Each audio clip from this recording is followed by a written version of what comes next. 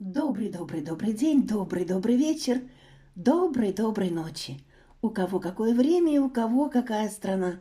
А с вами я, ваша Вивьена, на канале Вивьена Эзотерика и жизнь, где мы рассказываем все о них, о наших любимых, смотрим, что у них происходит. Это общие расклады, и вы должны понимать, они идут от потока. А если вам надо лично, то, пожалуйста, все мои контакты, они в описании и в закрепленном комментарии. И начинать нужно номер телефона, плюс потом все цифры. Писать в Viber, WhatsApp, Telegram. А также мы беседуем, мы разные практики делаем, методики, разговариваем об эзотерике, отвечаю вам на ваши вопросы в группе Telegram. И ссылка, да, в описании. Кто не может по ссылке, то пишите по номеру телефона и пишите, дайте, пожалуйста, ссылку на группу Telegram. А сегодня я вас очень-очень прям спасибки, не люблю такое слово, спасибо за ваши комментарии, за ваши подписки. Кто не подписался, подписывайтесь. Потому что со мной, с Вивьеной, плюс я еще по потоку смотрю и ясновидение, и регрессивным гипнозом обладаю. Я вам показывала свой сертификат. И можно и чиститься, и входить в другие жизни, еще что-то. Это достаточно интересно. Это, пожалуйста, лично. А тут, смотрите, общие расклады. И на моем канале, и на моих группах только те, кто идет по вибрациям выше, со светом. Все темные и черные от меня отходят. Просто они как, знаете, головой об стекло, вот как черная птица, ворона, ворон или какая-нибудь черная, об стекло и падает вниз.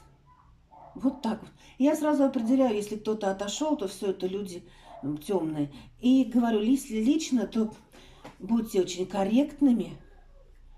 И на личный, конечно, сеанс, это видеосеанс, конечно, приводите себя в порядок. Потому что в ночных сорочках, лохматыми или после какого-то непонятно чего, я упала с самосвала, тормозила головой.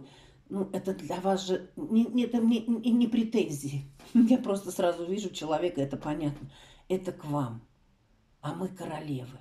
А королева не падает с самосвала и не тормозит головой. Королева четко идет по светлой дороге в будущее и для будущего своих поколений. А сегодня у нас такой расклад. Про него, про любимого, про замечательного, его сожаления и обиды, и что и почему. Хотя это могут быть обиды, не связанные с вами. Мы просто посмотрим его.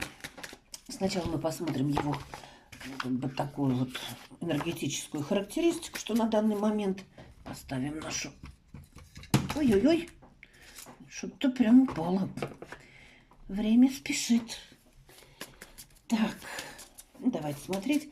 Успокоились. Успокоились. Отложили все чашечки, все печеницы. Так, у кого-то рюмочки вижу. Воскресный день с сестрой моей мы вышли со двора. Я поведу тебя в музей, сказала мне сестра. Успокоились, слушайте мой голос. Представляете человека, о котором хотите спросить? Представляете человека, о котором хотите спросить? Перед глазами глаза открытые, и вы на него смотрите. Не можете так представлять. Откройте что-нибудь в телефоне, где есть его физи-мизи. Что сейчас у этого человека энергетически происходит. Так вот сделаем. Так хочу. Так, мы сначала о нем, о любимом посмотрим. Начала вот так вот. Понимаете, что у него происходит энергетически. Энергетически, знаете... Он сейчас в каком-то таком вот, спокойном, пытается, вот, чтобы у него было спокойное состояние.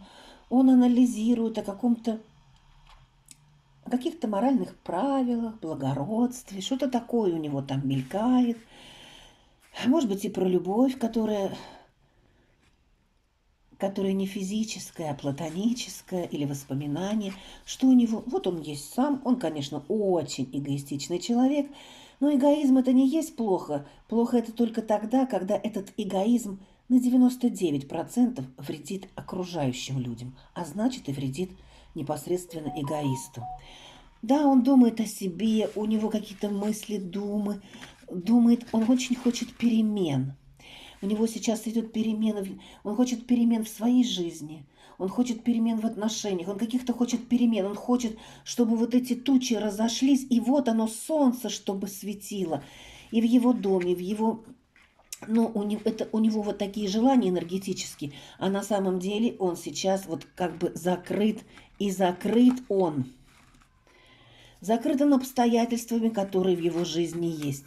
И эти обстоятельства во многом он каким-то образом и привлек к себе, и не может ничего пока сделать. Он не может отодвинуть эту железную плиту или мраморную плиту, железобетонную плиту, на которой сверху еще огромный тяжелый крест. И вот он думает, думает, думает. И как я говорил про бороды, и бороду отращивает, чтобы защититься от внешних воздействий. Потому что волосы – это наши антенны, и они нас защищают. И женщин тоже. А сейчас тенденция пошла. Мужчины бороды выращивают. Но это плохо или хорошо, мы просто привыкли к той догме, что после Лжепетра, что мужчины должны быть с лысыми лицами. Но сейчас тенденция, что женщины сбривают себе волосы. Это не... И многие из них выходят в эфир и везде как пророки. Запомните, это лжепророки. Это от темных сил. Ну, если у человека нет волос именно по какой-то, из-за болезни, это другой вопрос. А когда их самостоятельно сбривают и лишаются этих антенн, получают, значит, вот эти сообщения и все прочее от черных сил, от черного космоса. Вот такой у него сейчас энергетический настрой. А мы смотрим дальше. Мы смотрим его сожаления и обиды. Его сожаления, его обиды. Сейчас я немножко вот так вот сделаю, чтобы можно было смотреть его сожаления и его обиды. Потом посмотрим, что его сожаление. Знаете, о чем он сожалеет? Знаете, о чем он сожалеет? Он сожалеет о том, что о своем эгоизме, да. Я пан, я царь, я всегда прав, потому что я прав, а если я не прав, то смотри пункт 1. И вот он сейчас сожалеет, потому что именно этим он что-то в своей жизни проиграл. Он всегда считал, что это правильно, что я первый, я мужик, первый парень на деревне, а в деревне один я. Почему он сожалеет? Знаете, он, может быть, сожалеет еще о том, что для каких-то обстоятельств, при каких-то обстоятельствах он обратился, может быть, даже к магии, каким-то знаниям, но, знаете, он или их не отработал, или влез туда, что его хлопнули по макушке, а может, еще куда пониже, под дых и еще пониже. Вот об этом он сожалеет. Давайте посмотрим, почему он об этом сожалеет. А потому что это сказалось на его жизни в семье. В семье, в окружении с людьми. Семья – это и жена, и дети, и родители, и все там родственники, все подряд, двоюродные, троюродные. Вот это сказалось на его жизни, даже в обществе, можно сказать. Да, потому что здесь он сожалеет о том, что вот своим вот этим вот, что это все мое, и так я хочу, и все девчонки приблуденки, и все девчонки хорошонки, все мои, и на него могли делать какое-то воздействие, но это надо смотреть только лично. И это все, почему он сожалеет? Потому что это все сказалось на его семье. Знаете, мальчик хочет в Тамбов, то в Юрлёв, то еще куда-то. по всем прокатится, по девчонкам прокатится, а потом, конечно, в семье будет непонятно что. И разные женщины по-разному к этому относятся. Одна хлопнет дверью и уйдет, другая даст пинка, а третья пойдет к черной гадалке и будет делать привороты, чтобы он вернулся. А потом начинается оплата за это. То, что заплатите деньги, это ничего не дает. Потом черные силы будут брать с вас оплату. И с него тоже. Потому что он дал такой шаг той женщине, которая от безвыходности начала это делать. О чем он сожалеет? Он сожалеет, знаете, именно еще и о том, да, он куда-то кого-то как бы звал, говорил, что он прав. Люди за ним шли, может быть, это он бригадир был в бригаде, еще какой-нибудь командос какой-нибудь. И он сожалеет, да. Знаете, он все время еще и с мужиками говорил, что ну да, мужики это, у мужиков есть. Эх, вот такой вот, вот такой вот. А баба что? А баба для этого. А теперь он об этом сожалеет, потому что у многих, кто смотрит, у них проблема или с мочеполовой системой, или проблема. Все, что связано с тем, что между ногами и на исполнение этих действий. Ну, говорю, видите, завуалировано. И он сожалеет, и очень сожалеет, что он неправильно воспринимал, что такое есть любовь и свет. И поэтому у него сейчас какие-то думы, он думает о Боге, о Творце, о мироздании. Вот какие-то думы, знаете, как будто человек перерождается и понимает, что а зачем вот я так жил, зачем я так скакал, зачем я обижал, зачем я изменял, зачем я кого-то ударял, унижал, зачем, вот видите, даже упало у меня. Если завтра все это может закончиться, и это физическое состояние вот в этой жизни может закончиться. У человека сейчас очень много мыслей. Вот у некоторых мыслят вот так, когда выпьют, и начинается крутиться в голове, а у некоторых перед сном. Но мысли эти есть, и они уже не дают покоя. Так, его обиды. Ух ты! Обида у него, карта. Влюбленные. Обида у него. Знаете, у него обида, я говорю, он какие-то знания получал, или куда-то он влез. Знаете, решил что-то поиграться, а может быть и не поиграться, решил познаваться, но куда-то влез не туда. И у него обида, что эти силы ему не помогли. Они помогли, они потому, а стали делать наоборот. Потому что он начал делать ошибок. У меня одна девушка, не буду называть, под одним из видео написала. Видео было с рунами связано. Мне вот всегда помогала, спасибо вам, вот Вивьена очень помогала. Ну вот эта женщина, а человек лупит и лупит, понимаете, нельзя все время лупить. Вот эта женщина, она опять, и я сделала ей сразу 2 этих става. И силы настолько разозлились, что вот эта девочка, женщина или девочка, не понимает, что нельзя все время делать такие отодвиги. Это тоже как нусхи, как порча. Нельзя. Сделали 1 раз, успокойтесь. Начинайте по-другому воздействовать на человека светом, добром, внутренне, дарите им подарки, вот визуально, улыбайтесь. И этот человек будет нейтрально к вам относиться, или вдруг у него тоже проявится симпатия к вам. А может быть, вы виноваты, что этот человек к вам так плохо относится?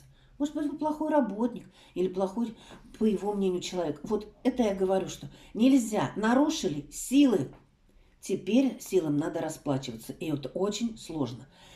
И чтобы отдать откуп силам, монетками не обойтись. Чаще, чтобы взять откуп или с чем-то расплатиться силами за нарушение чего-то, нам нужно купить, например, купить или отдать свое очень дорогое кольцо с бриллиантом, еще что очень дорогое. Или отдать очень много денег и монет оставить. Например, на скамейке. Откупы такие оставляются там, где их подберут. И неважно как и чего, это уже не нам решать, так отдаются силам. Вот на что он обижается, вот что и почему. И он обижается на силы, которые ему не помогли. Или в которые он не верил. Говорит, ерунда все это. Ну вот эта ерунда долбанула ему очень-очень хорошо. На что он, почему? А потому что в его жизни стало все по кругу, на карусельках. Маленький мальчик, то на коняшках, то на лошадках, то на оленятках, то на лягушатках. И вот так вот он на это, вот что и почему. А почему? Да потому что порхал он все, как я сказала, по бабочкам-то.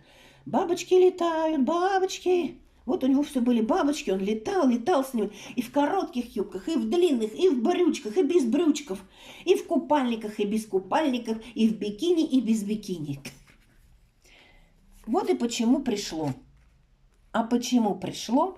Потому что на первом месте он был всегда, и, может быть, и сейчас есть, но уже вдумывается, член мирового сообщества. Король жезлов, член наш мирового сообщества. Альфа-самец. Он так себя представляет, хотя, может, совсем не так.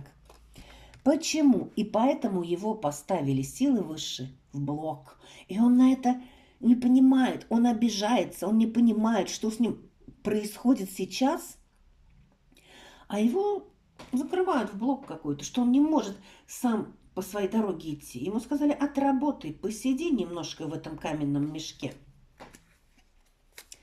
Что и почему, да. И сейчас он в состоянии повешенного. Когда тебя повесили за ноги, то ты живой. Но кровь подступает к голове, и ты не в состоянии, это очень страшная пытка, ты не в состоянии подняться оттуда. Но дают шанс на какое-то время.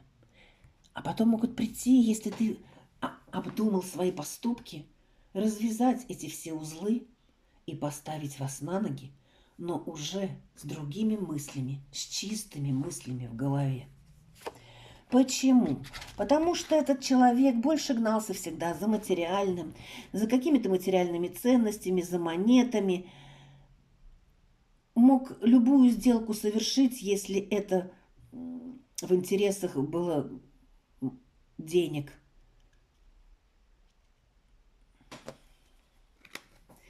За что и почему?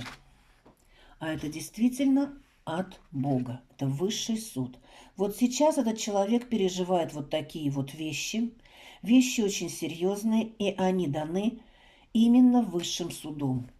Но карта 20, высший суд, говорит о том, что можно вернуться и все изменить. То есть не войти в прошлое, а начать жить, но без этого прошлого изменить и покаяться в этом прошлом, покаяться перед всеми людьми, снять свои маски, покаяться и идти вперед по дороге жизни. И что тогда будет у этого человека? Мы же его загадали. Сначала он действительно будет орать. Орать, кричать, вонзать в себя мечи и иглы. А потом надо начинать будет все сначала. Вот просто с пустого, нового, чистого листа. А дальше что? А дальше постепенно, если человек начнет с чистого листа, уберет все, что прошлое, покается в своих ошибках и перед людьми тоже, которых обидел, и перед животными тоже, которых обидел. И тогда он станет уже разумным королем мечей. Ой, королем монет, я сказал мечей, королем монет. Да, этот человек будет все равно жить больше в материальном, но здесь будет материальность с духовным. Тут будет не на первом месте монеты, а на первом месте моральность, духовность, свет любви, и за это этому человеку тогда будут давать материальные блага. И когда это может случиться, когда в телевизоре все прекратится.